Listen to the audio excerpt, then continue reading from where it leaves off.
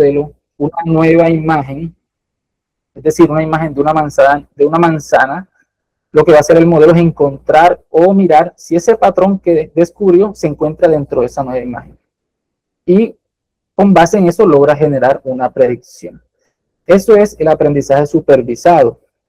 El no supervisado, a diferencia del anterior, no cuenta con esas etiquetas. Simplemente pasamos los datos de entrada, en este caso, unas imágenes de diversas frutas, imágenes, por ejemplo, de manzanas, imágenes de limones, imágenes de aguacates. No pasamos etiquetas y lo que hace el modelo es encontrar o mirar si puede descubrir algunas características en común que puedan tener esos objetos para luego agruparlos o clasificarlos en varias categorías. Algoritmos clásicos de aprendizaje no supervisado están el K-means o K-medias, y otro que se usa para extracción de características es el PCA o de análisis de componentes principales. Otra categoría del Machine Learning que es muy dinámica, o sea, se maneja muy fuertemente tanto a nivel de la academia como a nivel investigativo, es el aprendizaje por refuerzo, donde vamos a tener un algoritmo o un software, en este caso un agente, que va a interactuar con su entorno y va a tratar de ir adaptándose a la situación que se quiere resolver, ya sea un juego o un problema, a través de ensayo y error. Cuando el modelo o el agente logra hacer o dar un paso o realizar la tarea de mejor manera o de la mejor manera, recibe una recompensa. En caso contrario, cometa un error, recibe una penalización. Entonces, en esa retroalimentación o en ese ensayo y error, el modelo empieza a ajustarse y empieza a aprender a realizar una tarea de la mejor manera o a optimizar una estrategia, que en el ámbito del aprendizaje por refuerzo se conoce como política. Decía que este es de los modelos más utilizados hoy en día porque no requiere de la interacción humana, sino que el mismo modelo empieza a adaptarse a la situación hasta que logre resolverla de la mejor forma. Un ejemplo clásico de aprendizaje por refuerzo es el programa AlphaGo, que logró superar a uno de los mayores competidores en este juego, que es Lee, en 2016, lo venció y ha quedado como un hito en el ámbito del Machine Learning, como una herramienta que aprende de ensayo y error puede ganar en un juego de estrategia a un humano. Otros ejemplos de Machine Learning pues, son la regresión lineal, la regresión logística, el K-means, las redes neuronales, los árboles de decisión. Algunos de ustedes mencionaron la regresión lineal cuando les preguntaba sobre qué algoritmos conocían. Otros mencionaron los SVM, que son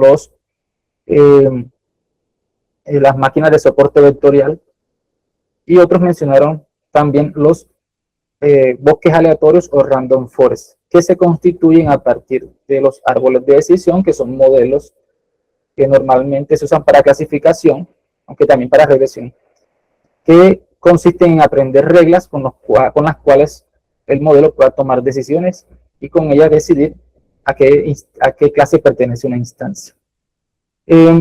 Aquí vemos claramente en estos ejemplos dos grandes grupos, los modelos digamos clásicos, que son la regresión lineal, la regresión logística, el K-means y los árboles de decisión, y las redes neuronales. Las diferencias entre uno y otro que digamos podemos destacar es que las redes neuronales son útiles principalmente cuando poseemos datos no estructurados y cuando las relaciones entre los datos son más complejas. También pues cuando tenemos un gran caudal de información. Ahí en esos casos puntuales reinan las redes neuronales porque van a brindar mayores capacidades que los algoritmos clásicos. Los algoritmos clásicos se usan más que todo cuando tenemos datos tabulares, a lo mejor tenemos pocos datos y requieren que haya intervención humana, en muchos casos para etiquetar esos datos. Las redes neuronales, a diferencia, se caracterizan porque ellas mismas encuentran o identifican esas características relevantes dentro de los datos.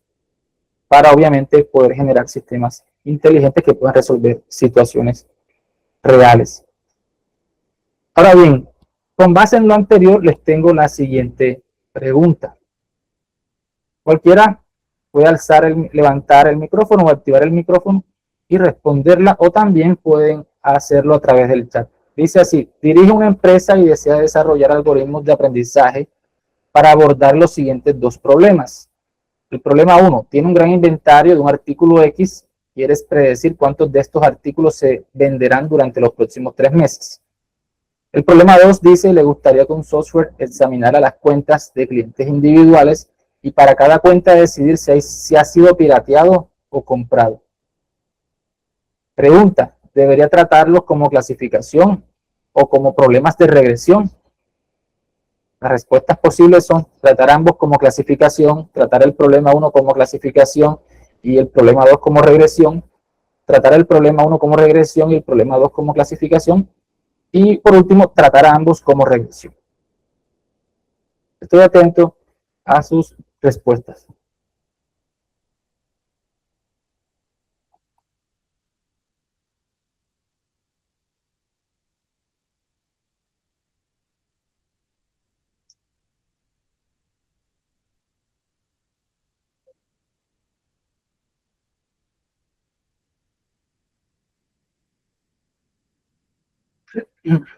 ¿Qué respuesta consideran para esta pregunta 1?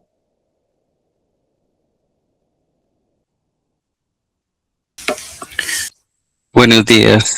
Buenos días. Yo trataría los dos problemas como regresión. Los dos problemas como regresión. Okay. ¿Tu nombre? Daniel Martínez. Daniel. Gracias, Daniel. ¿Alguien más?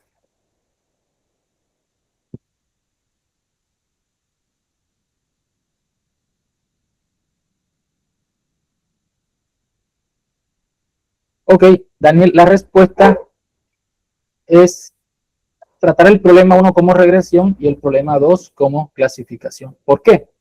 Porque la regresión es, como ya lo mencioné en su momento, es una técnica que se tomó de la estadística para mirar cuál es de pronto el resultado que se obtiene a partir de una variable de entrada o de una variable que llamamos variable independiente. Y se usa para generar valores continuos. En el caso del problema 1, ese es un problema donde queremos predecir cuántos artículos se venderán. Eso es un valor continuo. En el problema 2, hablamos de clasificación porque el objetivo de la clasificación es determinar a qué categoría o clase pertenece una instancia dada. Cuando hablamos de que queremos verificar si la cuenta de un cliente es pirateada o comprada, es porque vamos a decidir entre dos categorías disponibles: la categoría de pirateado y la categoría de comprado.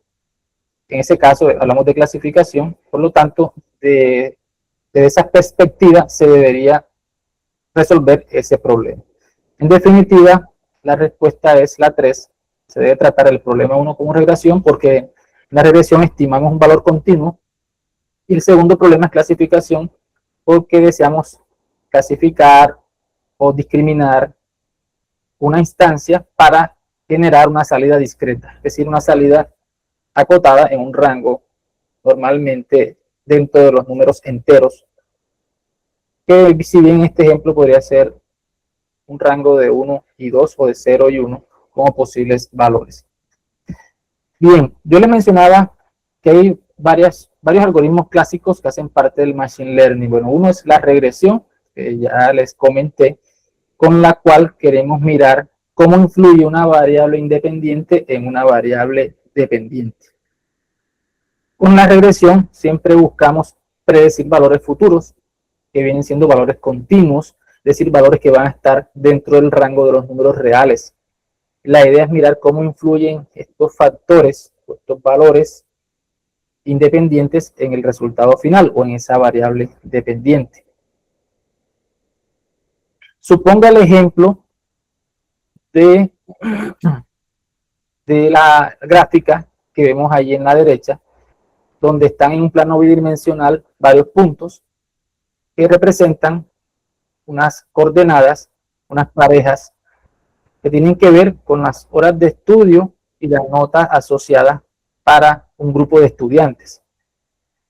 Ahí podemos ver que a medida que las horas de estudio aumentan, la nota también aumenta.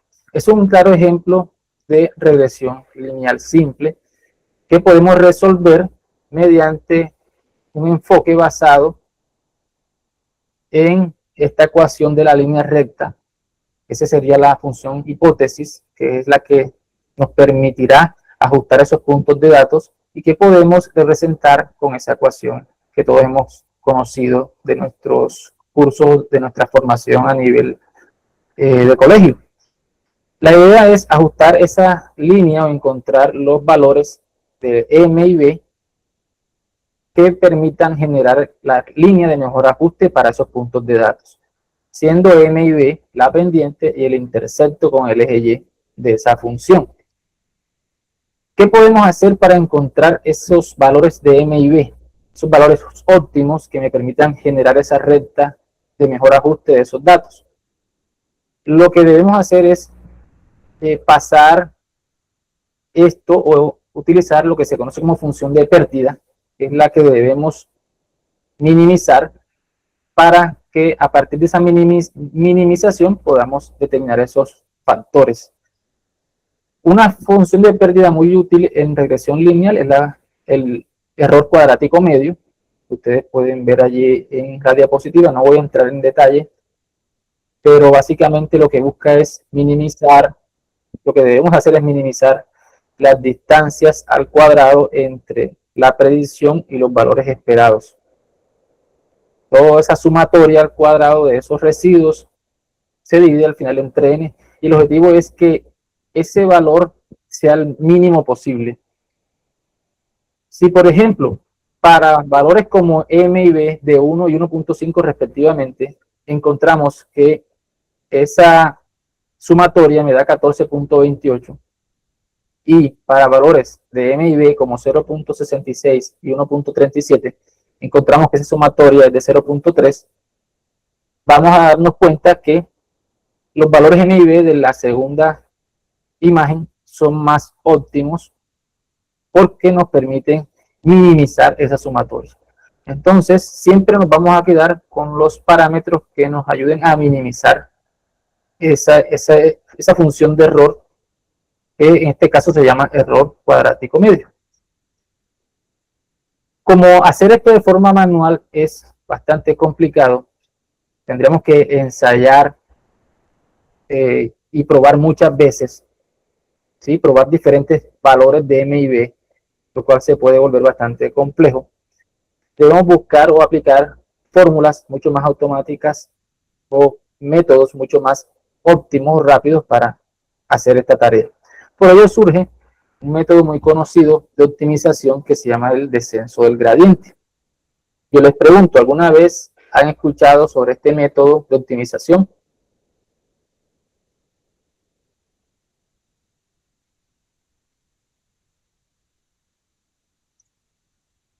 ¿Han escuchado sobre el descenso del gradiente?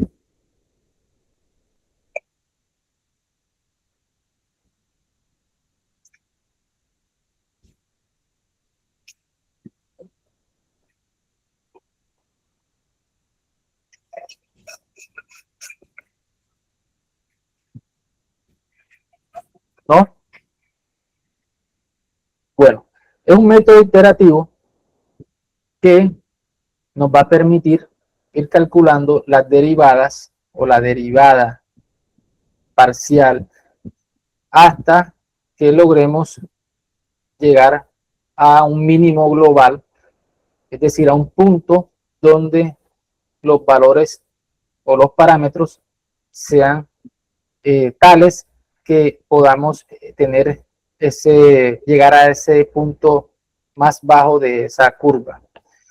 ¿Sobre qué se aplica este descenso del gradiente? Sobre la función de pérdida o sobre una función que normalmente sea convexa, y la idea es ir en dirección contraria a la pendiente para hallar ese punto mínimo global. Esto se hace de forma iterativa y es un algoritmo usado mucho tanto en algoritmos clásicos como en algoritmos basados o métodos basados en redes neuronales. La regresión lineal también se puede extender a una regresión lineal múltiple, que es lo que más se ve en la realidad, en las situaciones reales o en la práctica. Muy pocas veces vamos a encontrar acontecimientos o hechos que dependan solamente de una variable, como en el caso del enfoque de la regresión lineal simple. En la práctica, en la vida real, vamos a tener problemas o situaciones que son multifactoriales o dependen de muchas variables. En ese caso, también podríamos aplicar el descenso del gradiente para encontrar los parámetros óptimos del modelo. En este caso, haríamos un descenso de gradiente para encontrar los parámetros óptimos. En este caso serían todos los beta que ven aquí, beta sub 0, beta sub 1, beta sub 2 y beta sub n. Listo. No sé si hasta ahí, con el tema de regresión, hay alguna pregunta.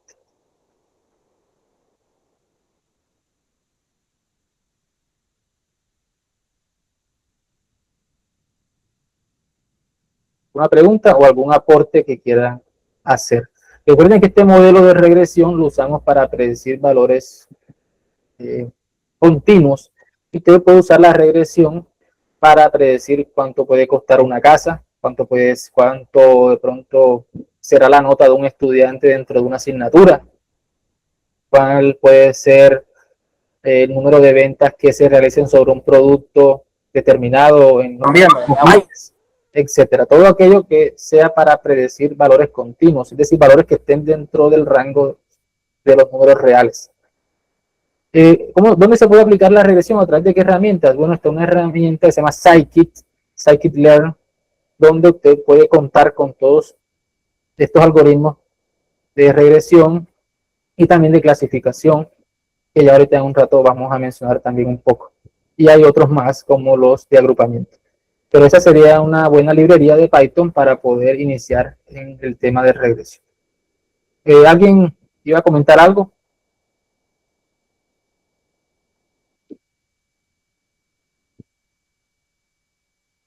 Ok. En cuanto a clasificación, la idea o la intuición detrás de esto es generar una línea, como ven allí, que se llama límite de decisión, que permita discriminar aquellos datos que pertenecen a una clase de aquellos que pertenecen a otra clase.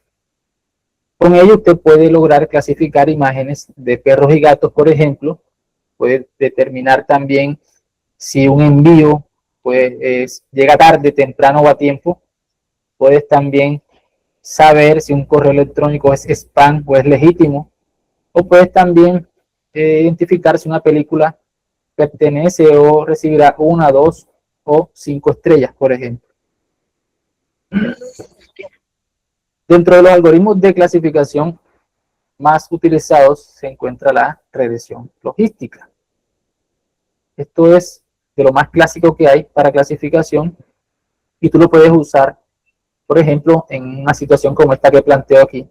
Imagínate que tienes 2 estudiantes y tienes en el eje de las X el número de horas de estudio y en el eje de las Y si el estudiante aprueba o no aprueba. 1 si aprueba y 0 si no aprueba. Ese Y va a ser un valor esperado o una etiqueta. Son los datos etiquetados. Si nosotros llevamos esos puntos al plano bidimensional, vamos a tener esa figura que ustedes ven allí. Podemos darnos cuenta que entre 0 y 3 horas de estudio, los estudiantes no aprueban la materia. Y entre 3 horas en adelante, o de 3 en adelante, el estudiante va a aprobar. Aquí. De 0 a 3 no aprueba, tiene no aprobación, está etiquetado como 0. Y de 3 en adelante sí aprueba, está etiquetado como 1. Si ahí nosotros podríamos utilizar o podríamos pensar en utilizar una regresión lineal. Pero la regresión lineal, recuerden que yo les mencionaba que busca es que determinemos o hallemos esa recta que mejor ajuste los puntos de datos o los puntos observados. Trazar una línea recta para representar estos puntos obviamente no nos va a dar un resultado adecuado, porque vamos a darnos cuenta que hay puntos que están a partir del corte 3, vamos a ver puntos que están en la parte superior y del 3 hacia abajo puntos que están muy abajo, están abajo. Entonces separar eso a través de una línea recta y que podamos representar esos puntos va a ser un reto bastante abismal, por lo cual se puede utilizar o se recomienda usar una regresión logística, que es un método que nos permite, o que, bueno, si bien se basa un poco en la regresión, porque toma la combinación lineal que veíamos ahorita, esa ecuación de la línea recta, pero le aplica una función logística o sigmoide para generar esa curva en forma de S. Y con esa curva en forma de S, nosotros podemos determinar la probabilidad de que, en este caso, un estudiante pueda aprobar una materia o no, dependiendo el número de horas de estudio.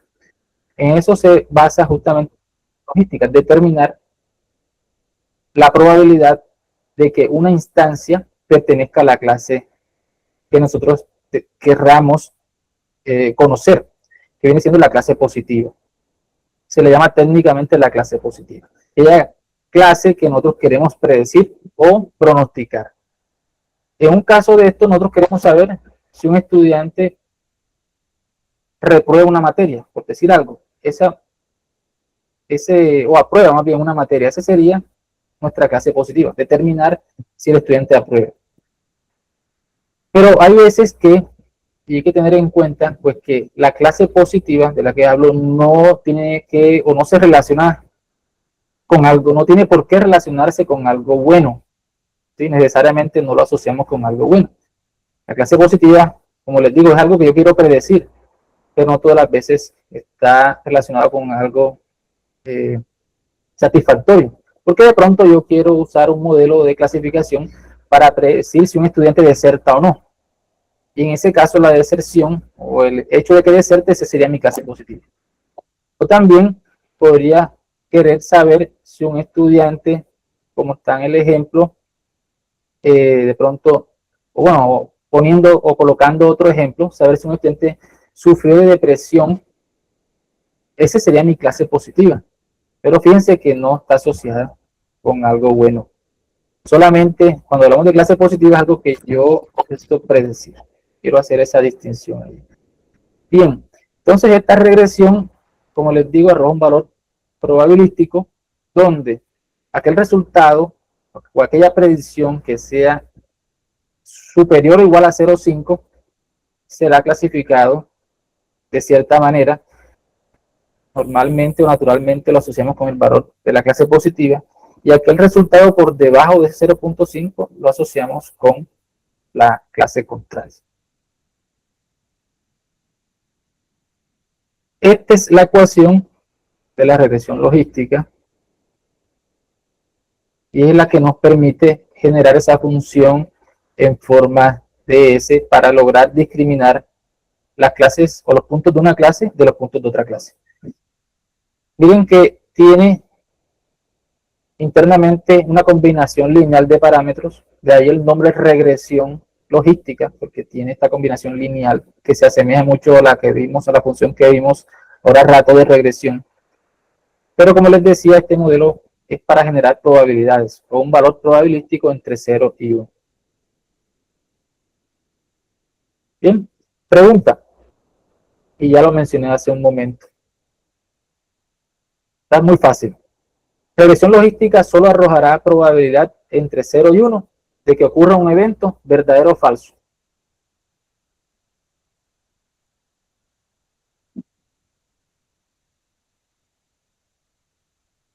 Pueden usar el chat o pueden activar el micrófono. Verdadero.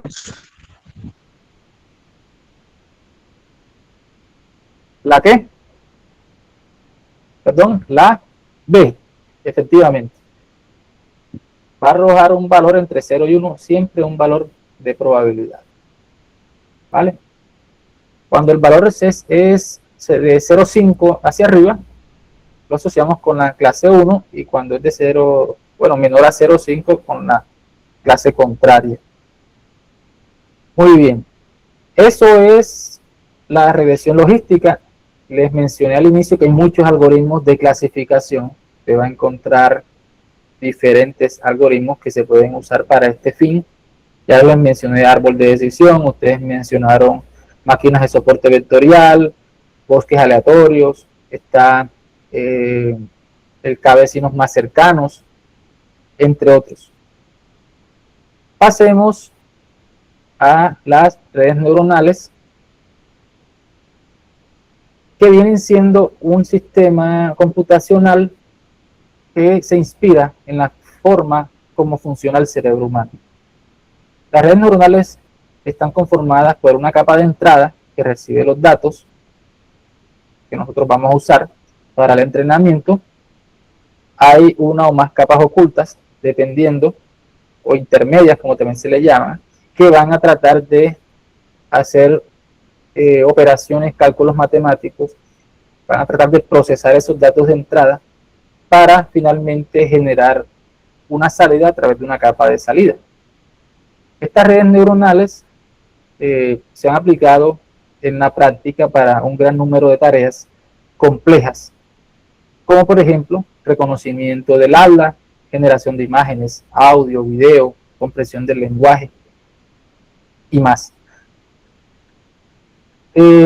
Una de esas aplicaciones que también conocemos, donde se han usado con éxito las redes neuronales, son los asistentes virtuales como Siri y Alexa, el reconocimiento de objetos, promoción de anuncios, herramientas de fotografía y video, entre otros.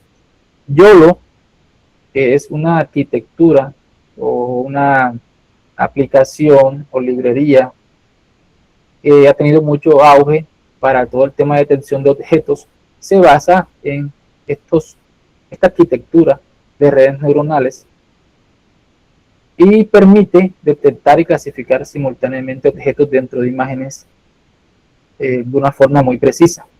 Ha pasado por varias versiones. Comenzó con una versión 2, 3, 1, 2, 3 y fue aumentando a versión 8, cada vez afinando más detalles y siendo más preciso en la detección. Este es un ejemplo y hay muchos más de las redes neuronales. Ahora, ¿qué aplica usted o qué usa? Esa es la pregunta que se haría usted. ¿Qué aplico yo? Un algoritmo clásico de Machine Learning, una red neuronal. ¿Qué aplico para un problema que yo esté desarrollando? Pues eso dependerá del problema en el que estés tratando de trabajar o en el que estés trabajando. Yo les mencionaba que los algoritmos clásicos de Machine Learning los usamos mayoritariamente cuando tenemos datos tabulares, una data estructurada, y cuando nosotros de pronto vamos a tener cierta intervención etiquetando esa data.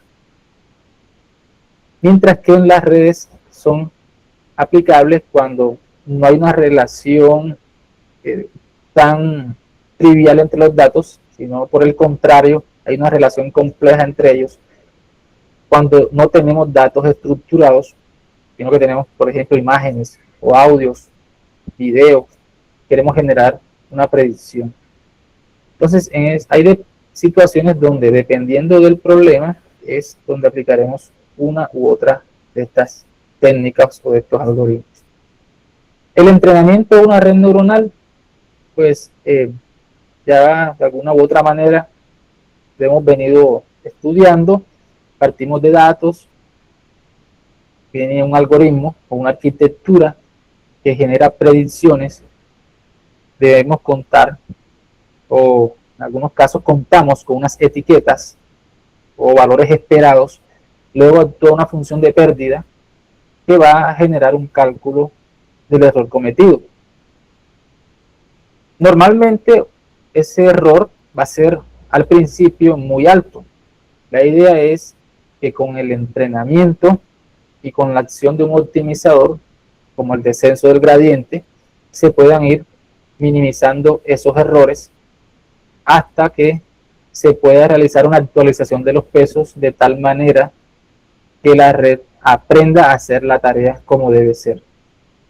Y este entrenamiento se hace a través de diferentes épocas o pasos de entrenamiento para que a través del proceso la red vaya descubriendo esos patrones y vaya poniéndose o colocándose más efectiva o precisa en la tarea que se está resolviendo.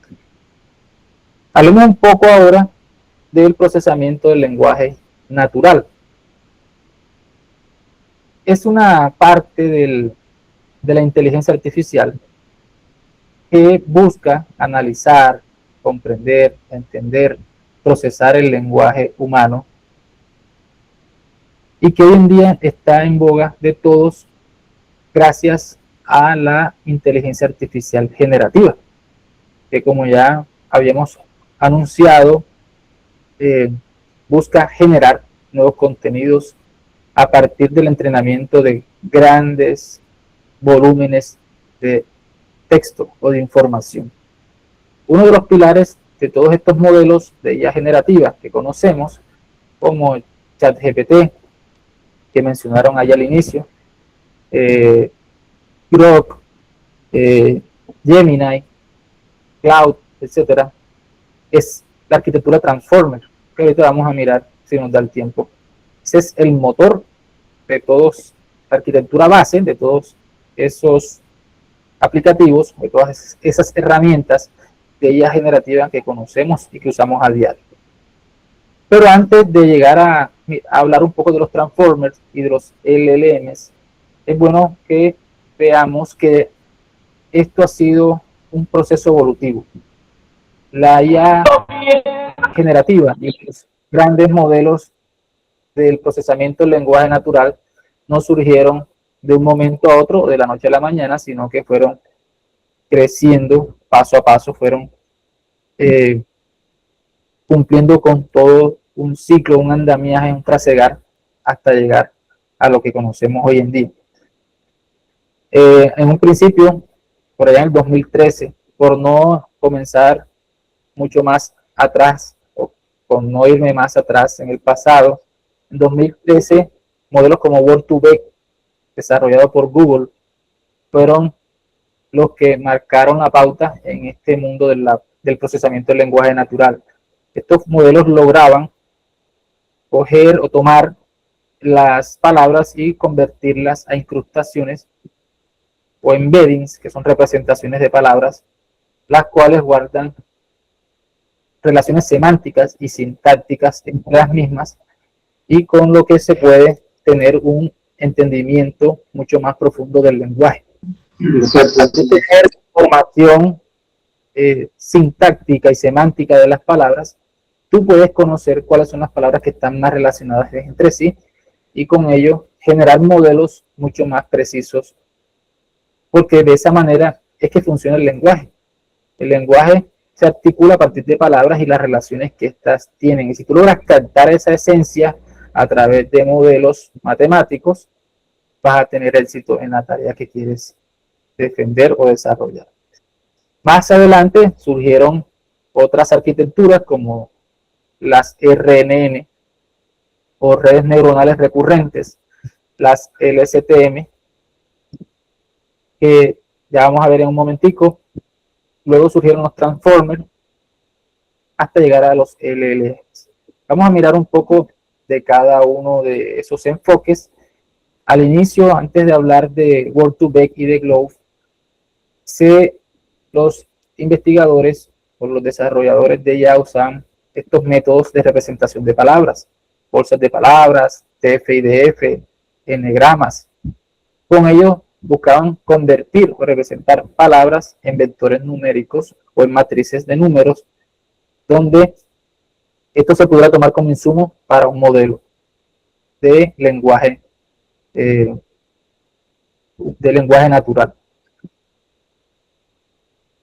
Estos procesos de procesamiento del lenguaje natural clásicos seguían este enfoque, ¿no?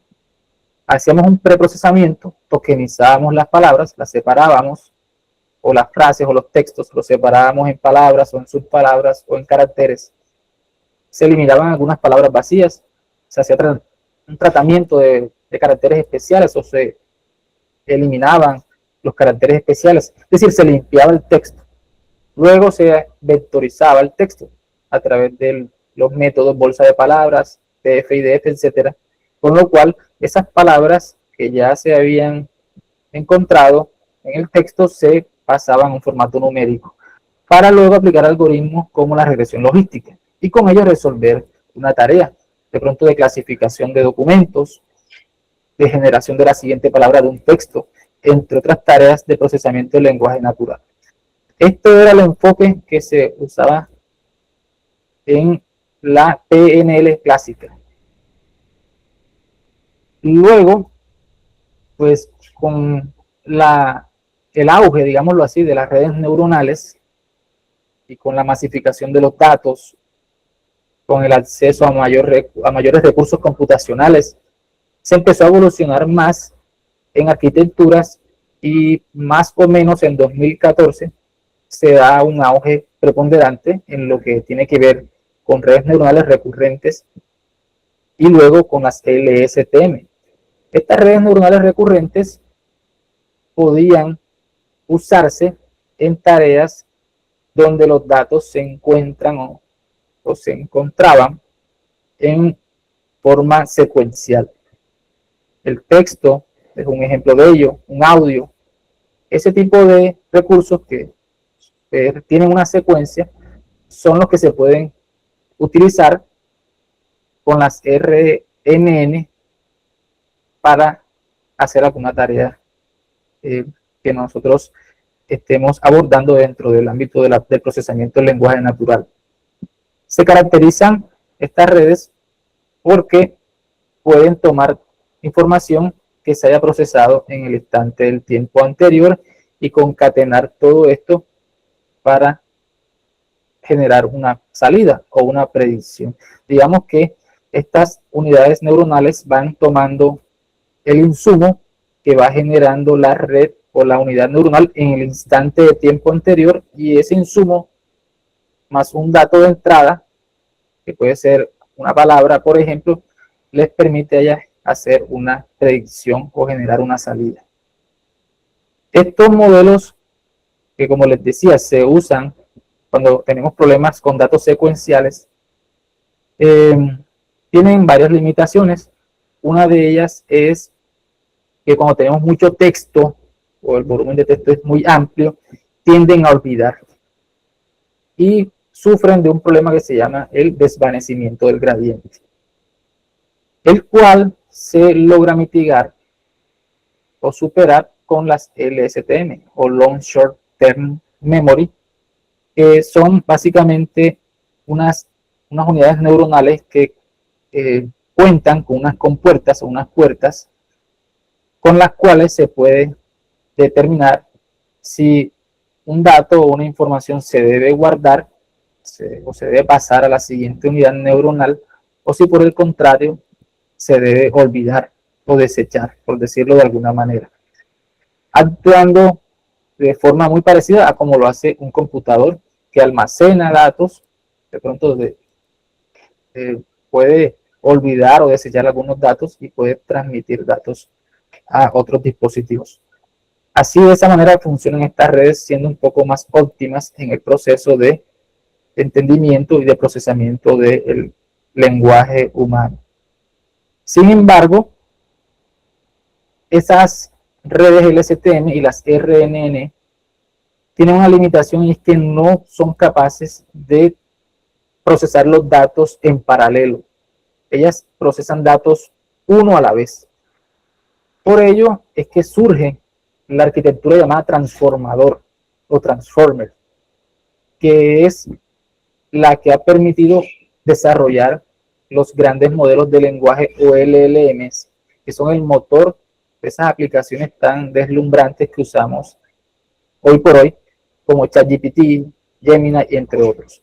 El transformador, a diferencia de las redes anteriores, puede recibir muchos datos en paralelo y se puede escalar a un gran número de conjuntos de datos.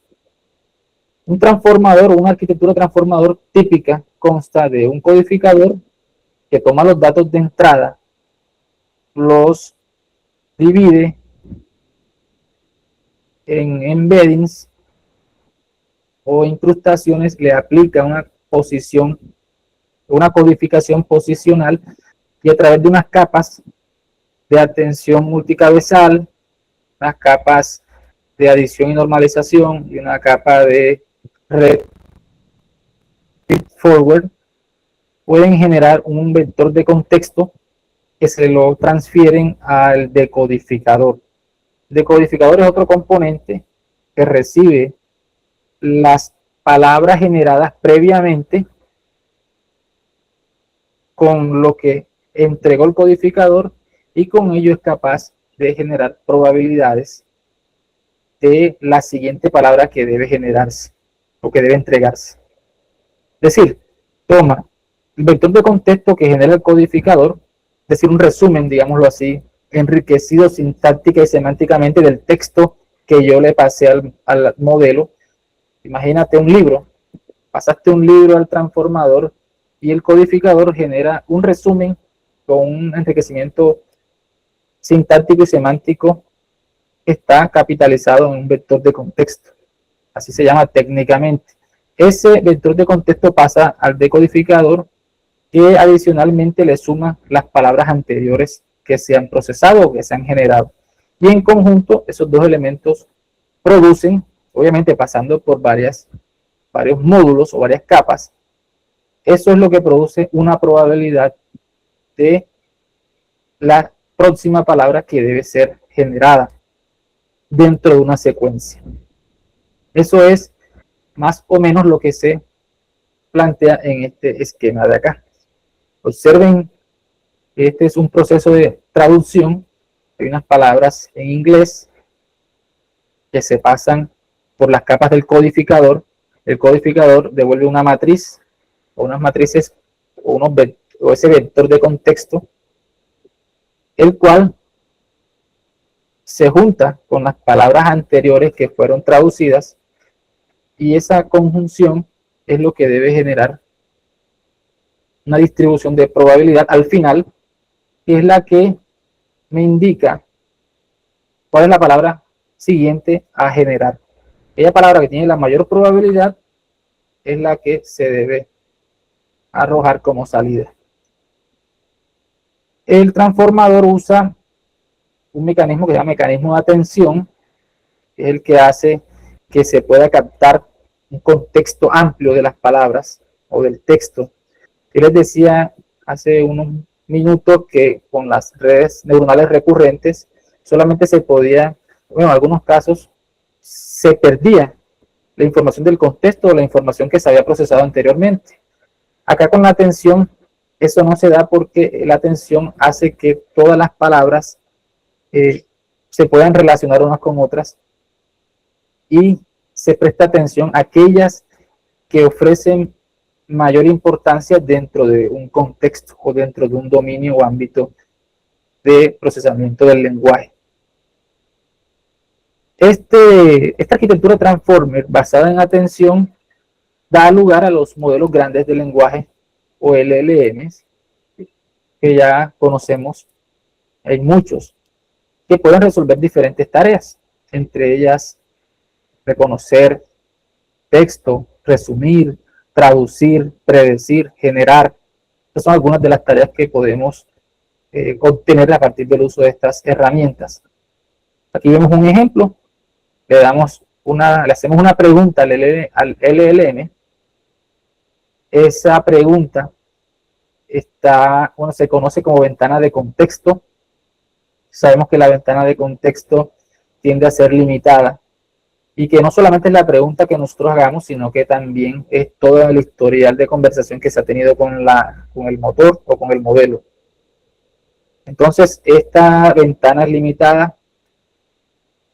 Ese prompt pasa al LLM, que es ese motor que nos va a generar cuál es la siguiente palabra que se debe mostrar, que se debe producir. Normalmente, por no decir que siempre, lo que devuelve el LLM es un valor de probabilidad. Y a partir de esa probabilidad sabemos cuál es la palabra que sigue. Si tomamos la que tiene el valor más alto. Hay diferentes tipos de modelos grandes de lenguaje. Hay unos que solamente usan la capa del codificador, como por ejemplo los modelos BERT. Ahí tenemos una familia muy grande, como DistilBERT, es un modelo destilado de BERT. El modelo Roberta, XLM, Albert, Electra, entre otros. Mientras que hay modelos que solo usan la parte de decodificador, como los modelos de la familia GPT, GPT-2, GPT-3, GPT-Neo, etc. Y hay modelos que usan los dos enfoques, el T5, el BART, el Big BERT, entre otros.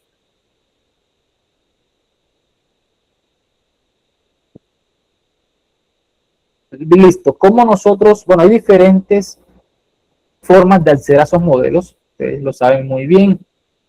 Podemos acceder a través de APIs. Hay muchas plataformas que ofrecen APIs para que nosotros podamos acceder, así sea de forma temporal, a las capacidades de estos modelos. Una de esas plataformas es OpenAI.com.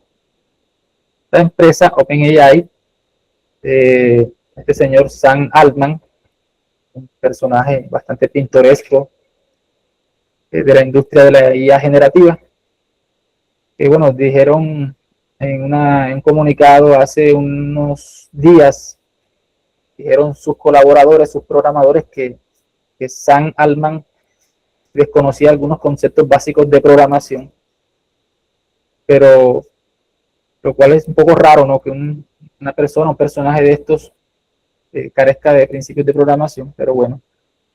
Pero lo que sí es cierto es que es una persona muy exitosa a nivel de comercio, ¿no? En la parte comercial. Tiene una de las empresas más exitosas en el tema de IA generativa, como los modelos de ChatGPT, o como los modelos GPT que usan ChatGPT. Otra plataforma está Azure, Google, que tiene Gemini 1, 1.5, 1.5 Pro. Está Anthropic, que tiene Cloud. También está DeepSeek, que hay varias versiones de DeepSeek. Entonces, nosotros podemos acceder a estos modelos mediante APIs, o también podemos utilizarlos localmente si instalamos herramientas como Oyama, YamaFile o LM Studio. Bien, como sabemos, estos modelos son modelos grandes, modelos entrenados con muchos datos, billones, trillones de información. En muchas situaciones es conveniente que utilicemos modelos más pequeños como los SLM, que son aquellos modelos que se crean a partir de los modelos grandes, normalmente utilizando técnicas como la destilación o el ajuste fino, y que estos modelos pequeños captan el conocimiento base de los modelos grandes y pueden tener un desempeño relativamente bueno a partir de ese aprendizaje o esa transferencia de aprendizaje que recibieron de los modelos grandes. Normalmente estos modelos pequeños tienen menos parámetros, pero el desempeño puede ser adecuado para muchas tareas que nosotros podamos realizar. Ya para terminar y mirar si nos da tiempo de la parte de preguntas y de mostrarles un ejemplo, es conveniente que discutamos el tema de agente. Eso también es algo que está muy de moda actualmente. Los agentes es un campo que se está moviendo mucho, muy dinámico, hoy por hoy. Y su capacidad o esa moda o ese renombre que están teniendo se debe, o ese realce, se debe principalmente a que han ido dando o brindando más capacidades a los LLMs. Ya con un agente es posible que tú puedas dotar de mayores capacidades a un sistema inteligente, porque estos modelos son capaces de adaptarse a su entorno, tomar decisiones autónomas y realizar tareas sin intervención humana. Un agente tiene estos componentes principales: una UI, una interfaz gráfica, tiene un LLM, que es el cerebro, es ese modelo que va a aplicar todo el tema de razonamiento, va a tratar de resolver los problemas, va a generar texto o generar código. Tiene también un mensaje de sistema con el cual les damos unas indicaciones a la gente para que podamos de alguna manera alinear su comportamiento o sus salidas o pronósticos o predicciones. Debemos contar con una memoria para ir guardando todo la conversación que se vaya teniendo con este sistema. Un conocimiento base, que puede ser una base de datos, unos archivos PDF, un API a la que nos conectemos. Todo ese conocimiento base puede ayudar a que la gente pueda adaptarse a nuevas situaciones, pueda aprender, actualizarse y usar todo ese conocimiento para resolver tareas. Y herramientas, que también está muy ligado a lo anterior, son todos esos elementos externos con los cuales podemos nutrir a la gente para que pueda tener mayor información y pueda generar respuestas mucho más precisas, respuestas donde de pronto podamos evitar situaciones de alucinación, como en algunos casos se da con los LLMs cuando desconocen alguna temática o algún tipo de información.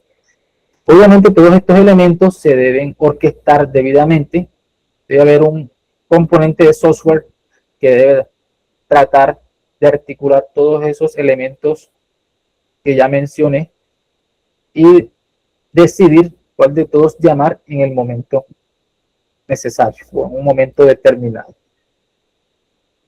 Hay tres tipos de agentes: agentes de tareas, son aquellos que se enfocan en tareas puntuales; agentes de recuperación, son aquellos que recuperan o tienen acceso a fuentes de información externa para responder con más precisión a ciertos problemas; y hay agentes autónomos, que como su nombre lo indica, ellos mismos son capaces de adaptarse a situaciones cambiantes y a tomar decisiones sin una intervención directa del humano. Librerías para trabajar todo el tema de LLM: LangChain, Java Index y mucho más. Librerías para Machine Learning: Scikit-learn. Bien, una librería para trabajar todo el tema de redes neuronales profundas y todas esas arquitecturas que han marcado un hito dentro de este contexto del Deep Learning. Está TensorFlow y Keras, por supuesto. Y para trabajar LLM podemos utilizar LangChain, Java Index, Semantic Kernel, muy buena también, y mucho más. Y ahí redondeo esta explicación que he dado el día de hoy con lo siguiente: ¿qué aplicar en un contexto real? Machine Learning, Deep Learning o un LLM. Pues eso dependerá del problema, ¿cierto? En primera medida, hay problemas que se pueden resolver solamente con un modelo clásico, una regresión logística o un bosque aleatorio. Hay problemas donde nosotros no hay una estructura en los datos de entrada, tenemos imágenes, video, audio. ¿Qué podemos usar? Una arquitectura de red neuronal. Mientras que hay problemas donde queremos generar texto o código fuente, que queremos de pronto abordar un problema complejo del lenguaje o donde esté implícito el lenguaje humano, ahí en esos casos usamos los LLM. Entonces, eso por un lado. Por otro lado, también tener en cuenta los recursos computacionales con los que contemos. la cantidad de datos con los que contemos o que tengamos y la interpretabilidad que le queramos dar a los resultados que tengamos de todo este proceso de IA, pues, de un flujo de trabajo basado en IA. Entonces, hay muchos factores que inciden para que usted tome una decisión en base a cuál de estos enfoques usar. En todo caso, yo les recomiendo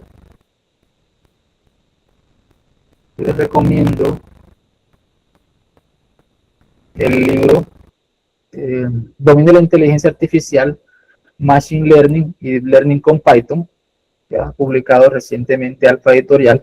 Ahí te encontrará todo un abordaje de todos esos modelos que hacen parte de la IA, desde el más clásico al más moderno, aplicando un enfoque teórico práctico que le puede ayudar a usted a comprender cómo funciona el modelo y, más importante aún, cómo lo puede aplicar en un escenario real. Ese libro es este que estoy mostrando aquí en pantalla. Está disponible en la librería en Alfa Editorial y pues en otras plataformas también.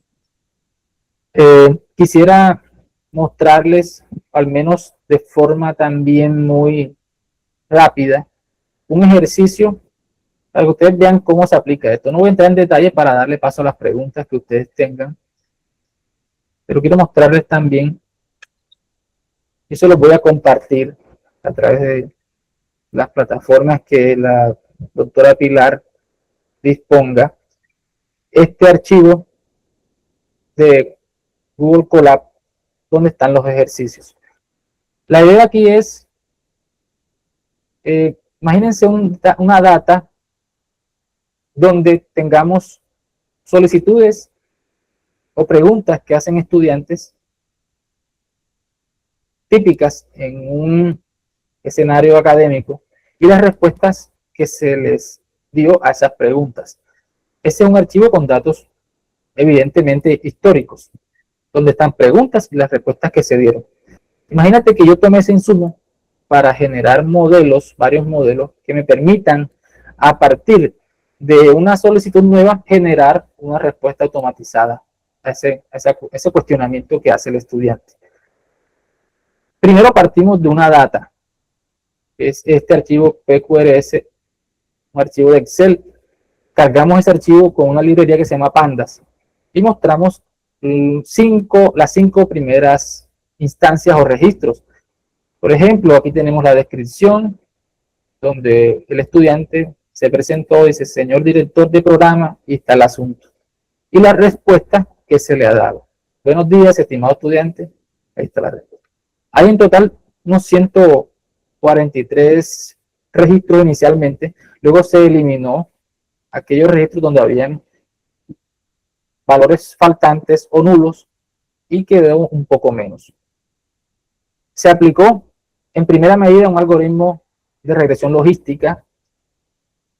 Previamente se transformó el texto en vectores numéricos a través del algoritmo TF-IDF Vectorizer.